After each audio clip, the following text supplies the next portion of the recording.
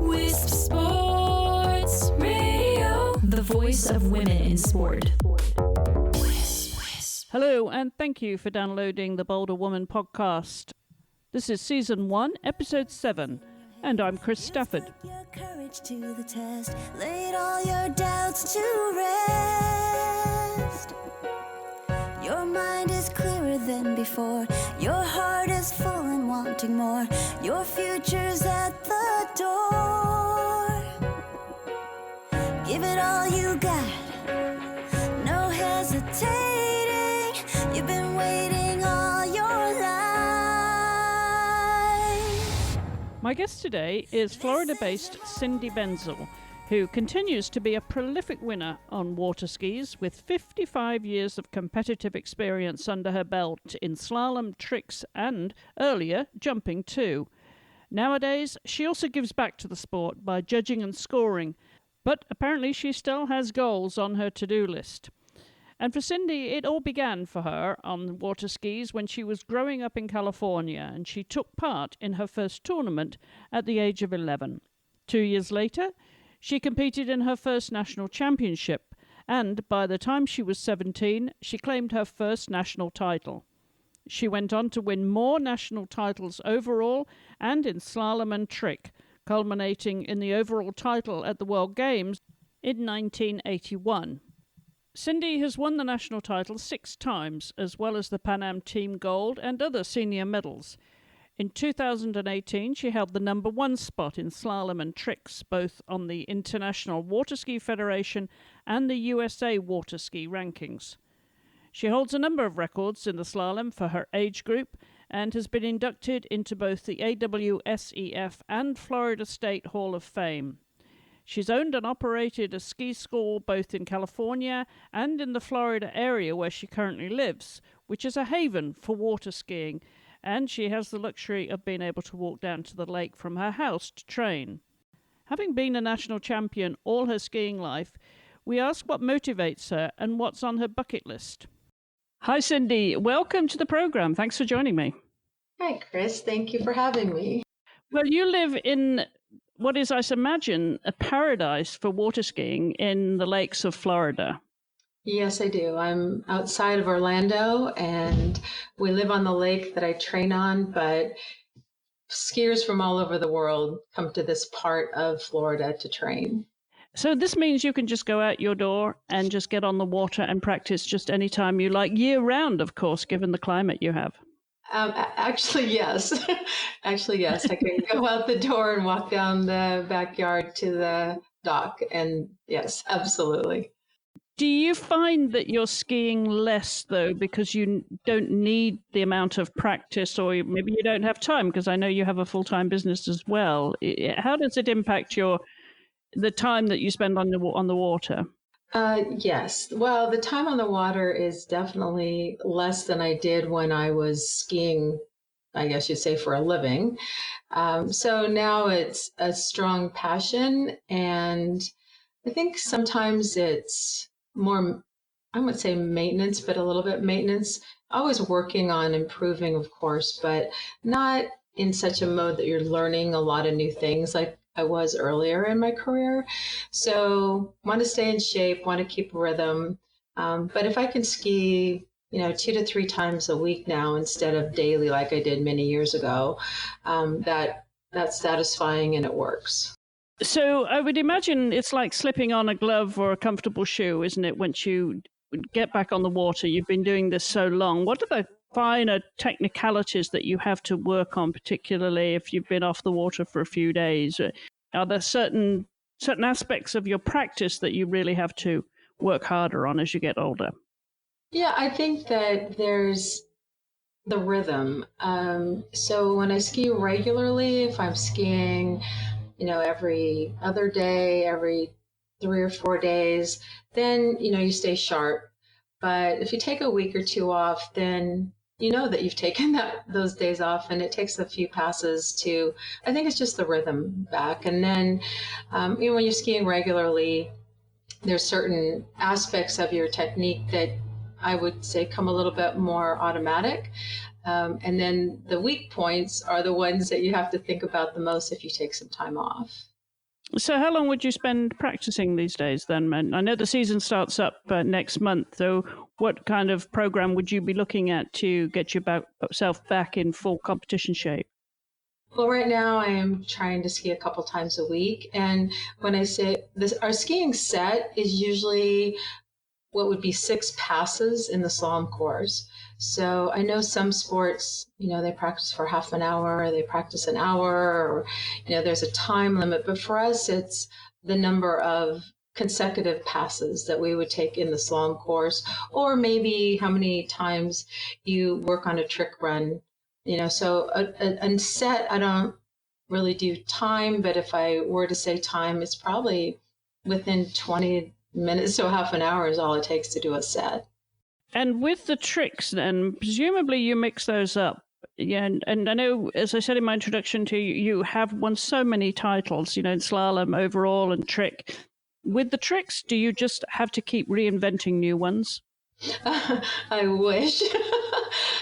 No, they're already invented. Now you just have to learn them, but you have to do them correctly. So when we're in competition, we have a panel of 5 judges, and they are actually calling your run that you do. We have 2 20-second runs, and the judges are calling your run and giving you credit or no credit for the tricks. So at this point, there's not as many tricks that I can do like I used to do, so I'm trying to maintain the ones that I can still do and do them correctly.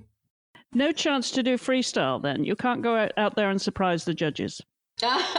Well, we have a rule book of tricks that are approved tricks, and they each have a point value. So your performance is by how many tricks you get credit for, and then the total of those points is what your run becomes in trick skiing.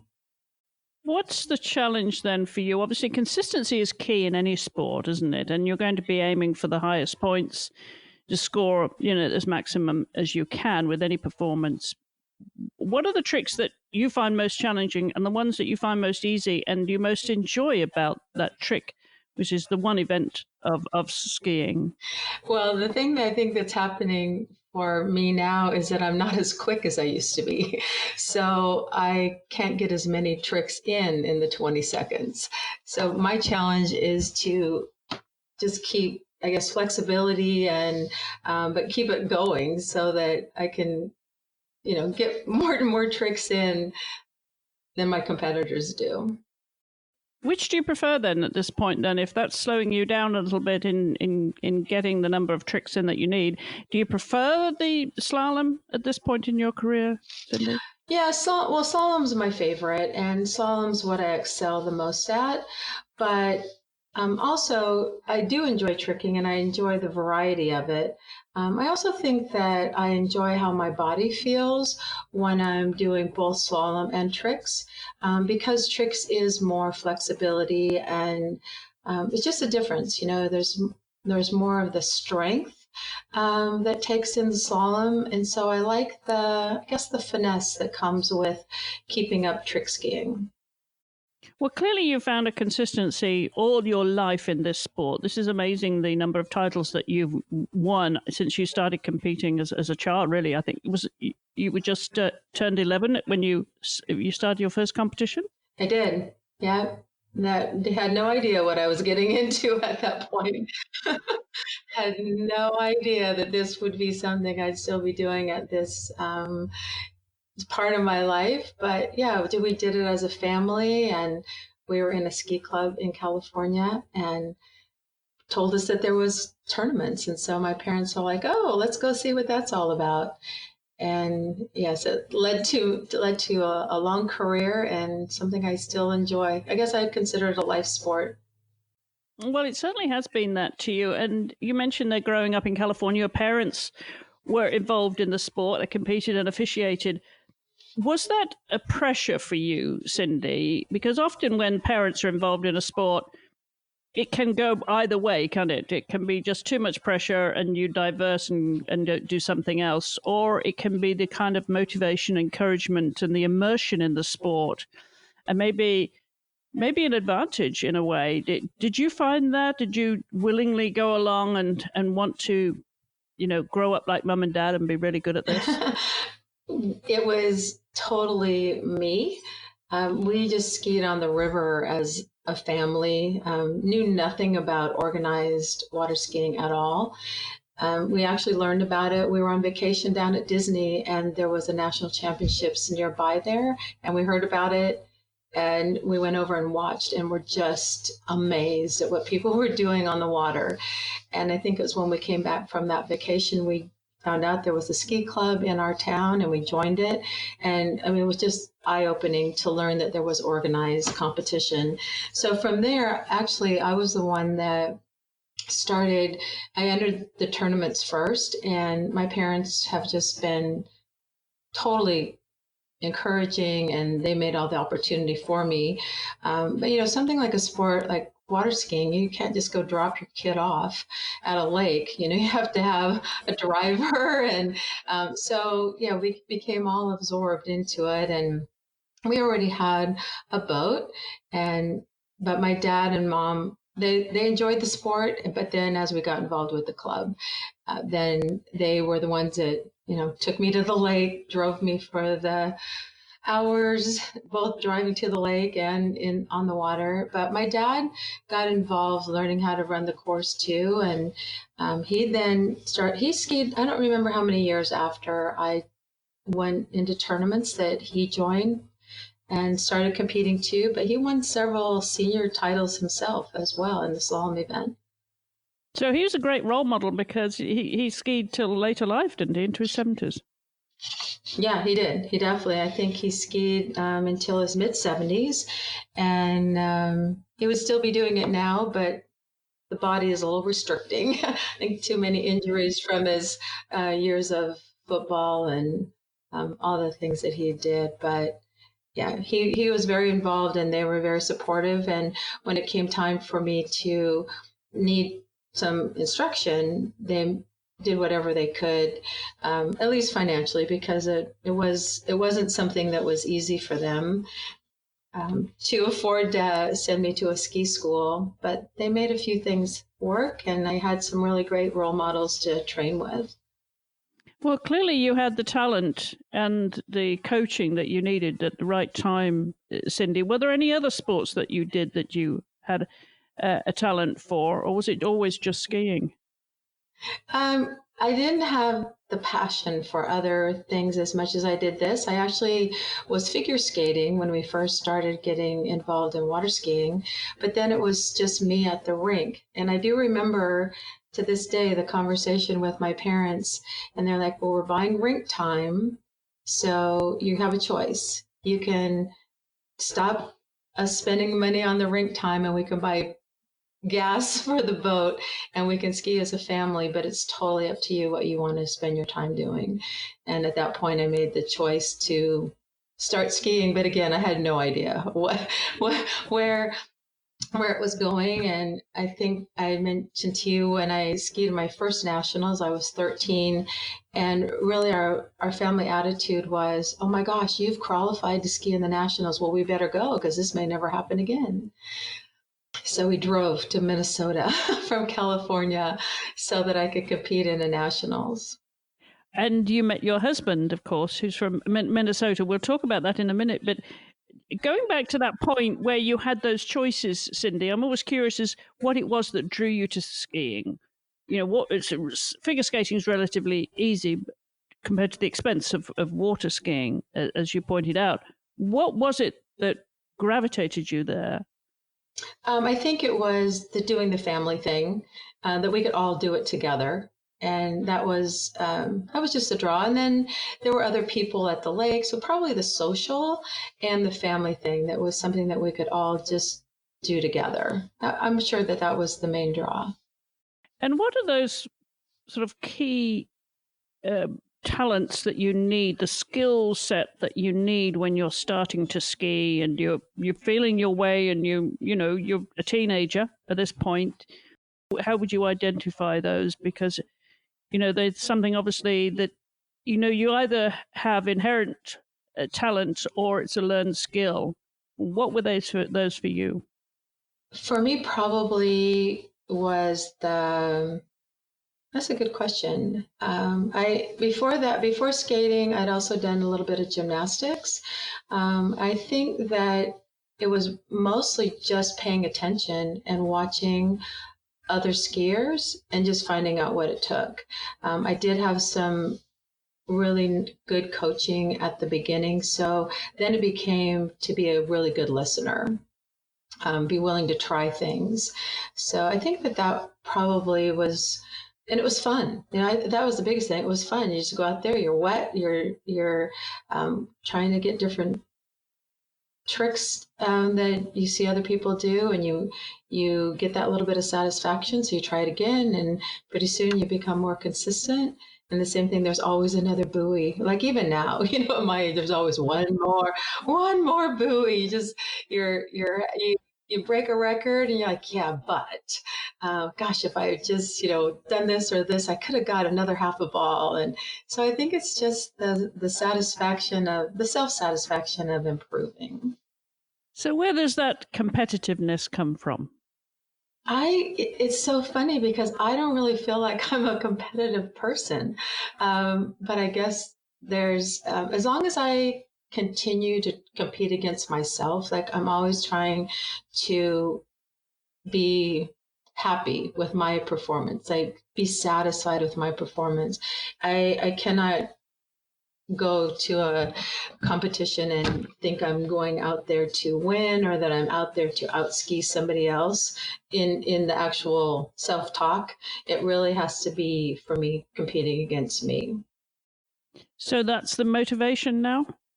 Yeah. Oh yeah, absolutely. Now, well, and also now is like keep doing it because I was going back through a photo album the other day of some past competitions, and all the people on the podium with me, none of them still ski. And so then it's kind of like, wow, I'm still doing this and I still enjoy it. And so that's the motivation, as long as it still gives me that satisfaction. And you're in the women's age group 65 to 69, then presumably you go on from 72. I mean, what do you see in the future then? What are the age groups beyond 69? Well, it's every 5 years. We have competitors that are, I don't even know how they label it anymore. I mean, mine's called Women's 7, but it's 65 through 69. But there are some competitors that are in their late 80s, maybe even a couple of the men that I know that are at 90.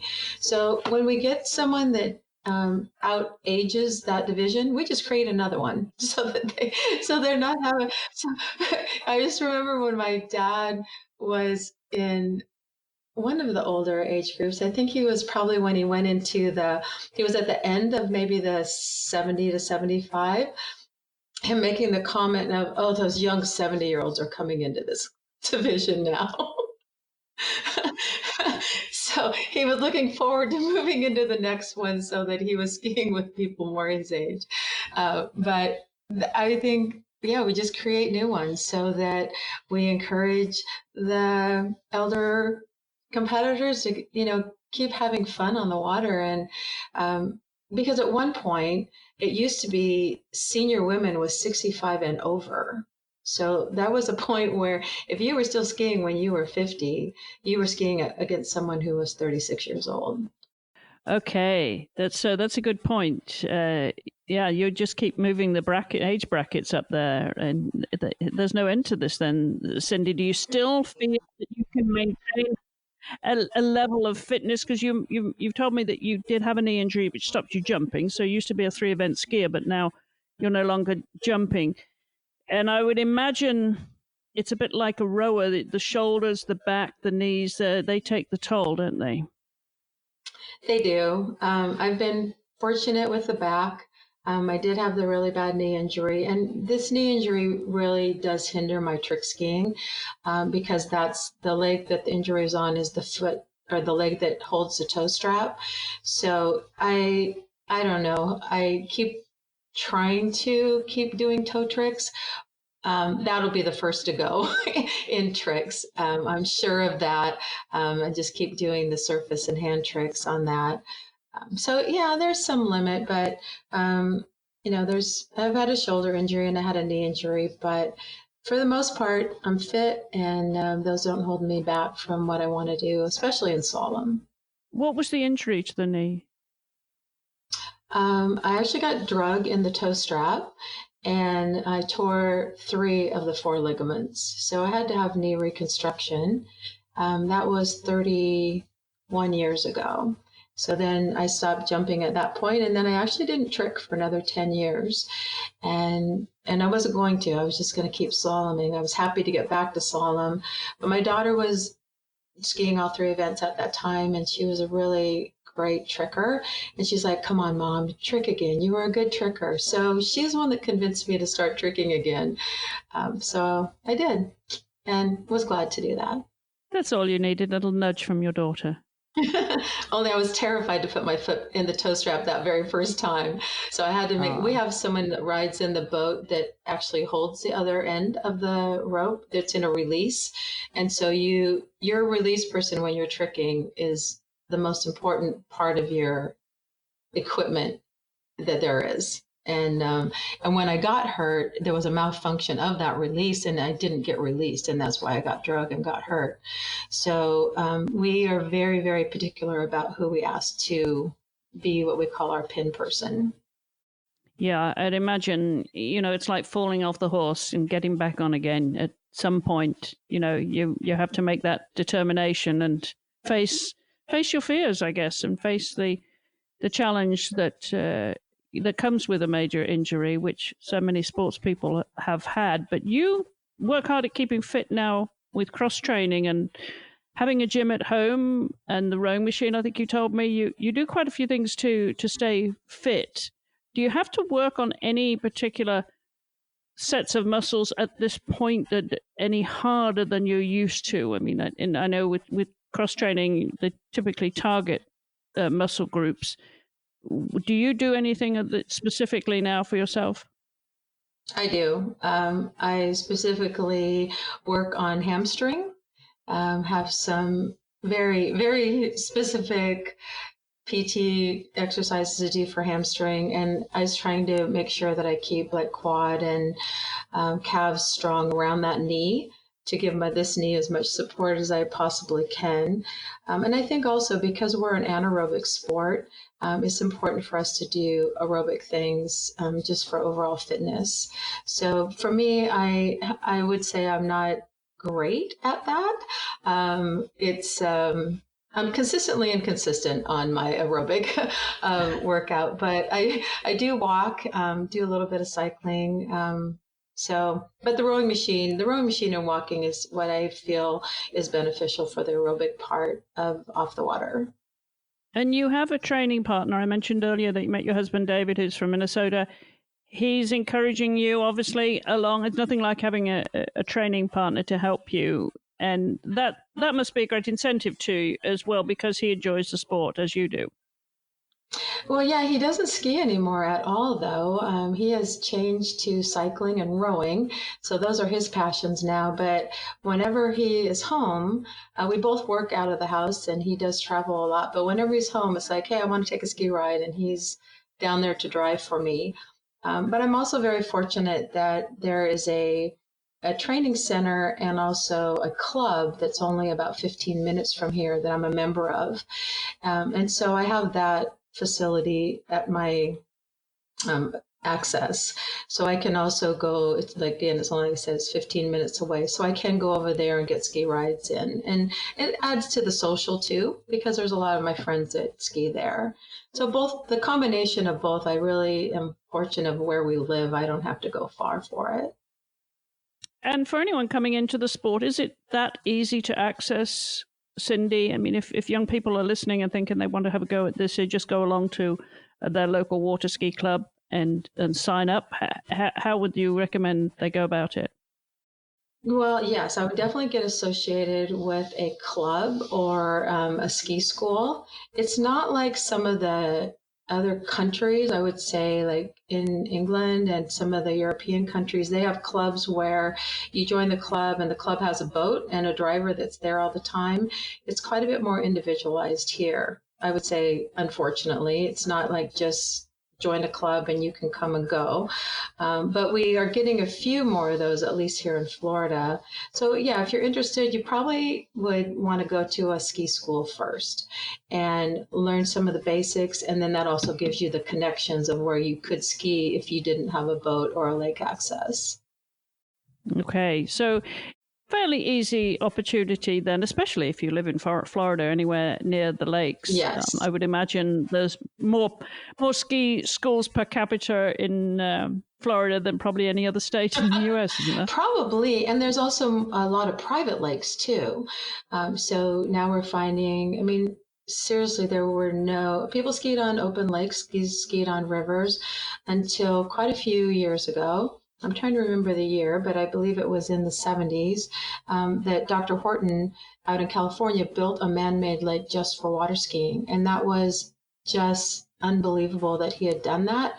And after that, the lakes that are all over the world now are patterned after what he originally did. So that was revolutionary for our sport. Aside from the titles, Cyndi, what is the competition fees in the sport and the prize money? No prize money. No prize money at this age. And there is some prize money for the open skiers, for actually, we call it open, or our professional athletes. But at this stage, pretty much it's what you do because you like to do it. Your entry fees are probably anywhere from $60 to $150, depending on the tournament and how many events you're skiing. And there's really not even a lot in the way of if you wanted trophies. Like at our regional and national medal, there's medals. On regional, national, and world level, they give medals. Obviously, at my stage, that's not what I'm skiing for. So it's really a passion. I would say that that's what it's for. But for the younger kids, we try to do junior clinics, and we do try to give them some type of hands-on award, because then at that point, I think it's important for them.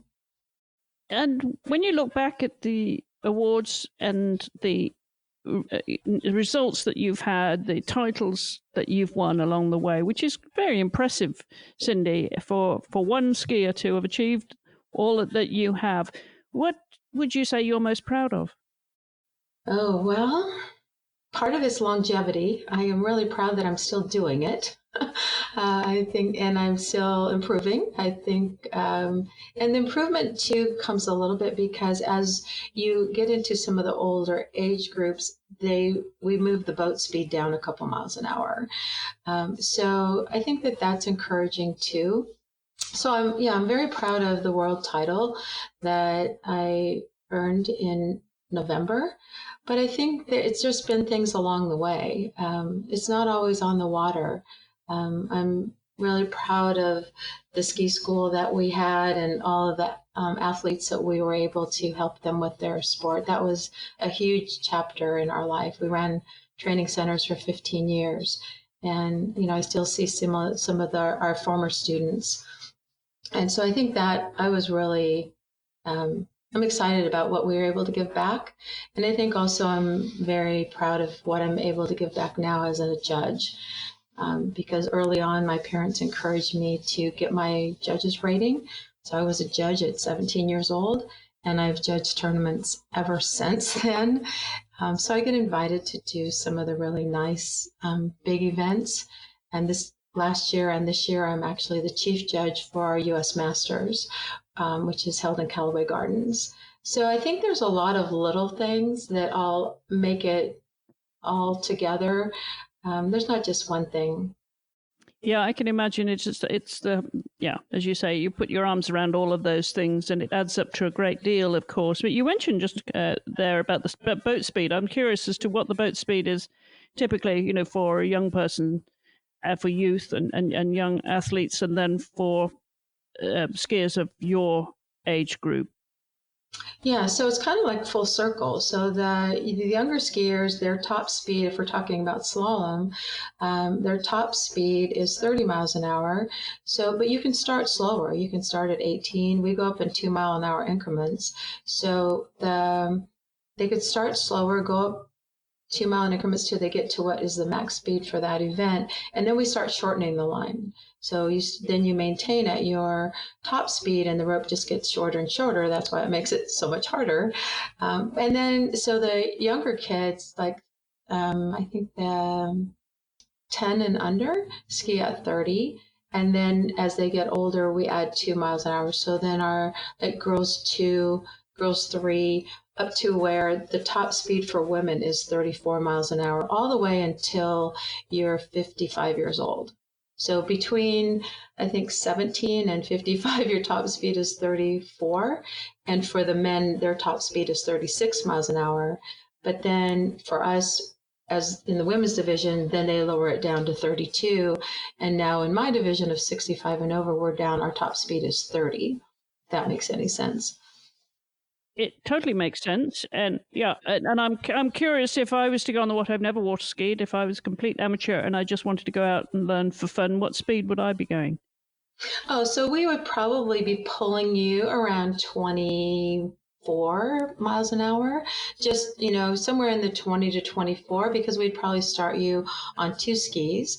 And so it wouldn't be a matter of the speed at that point. It would just be something that gave you a good surface area, but you could handle it. So the only time you start working on speeds, I think some people think that they'll ski better if they go faster, but that's not always the case. You want to have control, and you want to be able to keep your balance. Yeah, much like riding a bike and riding a horse and skiing, really, isn't it? Well, snow skiing. Yeah, it's all about balance and rhythm and control and being safe. Exactly. Yes. Yeah. So it's fun. Well, you mentioned that training begins now because the season begins in a few weeks' time here. Now, what's your goals for this year, and what's on your bucket list, Cyndi? I can't really say that I've created that yet. As I mentioned to you when we had a previous conversation, is that I have a very busy wedding planning business. And so there's sometimes that I am busy helping people get married and keeping all their details together. And so I'm kind of fitting in my skiing with my company right now. I do plan to ski regionals and nationals, but those aren't until August. Yeah, you really do pick the best of the year, don't you, for this sport? And the championships are right in the peak of summer, aren't they? And there's, as you say, the regionals and the nationals. And the nationals are going to be, where did you say this year? This year they're in West Palm Beach, Florida. So that's great. It's only 3 hours from me, and it's a fabulous site down at Okehele Park in West Palm Beach. So that I'm excited about. We try to rotate the nationals around to the different regions in the country, but it's a huge undertaking for a club to put on. There's usually somewhere between 600 and 700 competitors, and it lasts for 5 days. So it's a big undertaking, and as the numbers have gotten bigger, I think it's been harder to find the clubs that have the manpower and the money actually to put on these events. Are you hungry for any more records and titles, though, Cyndi, at this point? I am, yes, I'm definitely hungry to complete this. It's called 38 off, or 11.25 meter line. So my current national record with that is 2 buoys at that line length. And I would love to get 3. And then, of course, once I get 3, I'm going to want to get 4. So that's my goal, to get farther down the rope on that 11.25 meter line. So that'll be what I'll work on this summer. For someone who doesn't consider herself to be competitive, then there are still targets out there.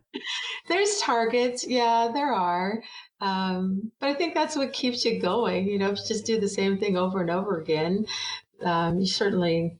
It's just, yeah, it's nice to have that little carrot out there, and And the thing is, if I don't do it, but I still can maintain where I am, I'm still pretty happy with that.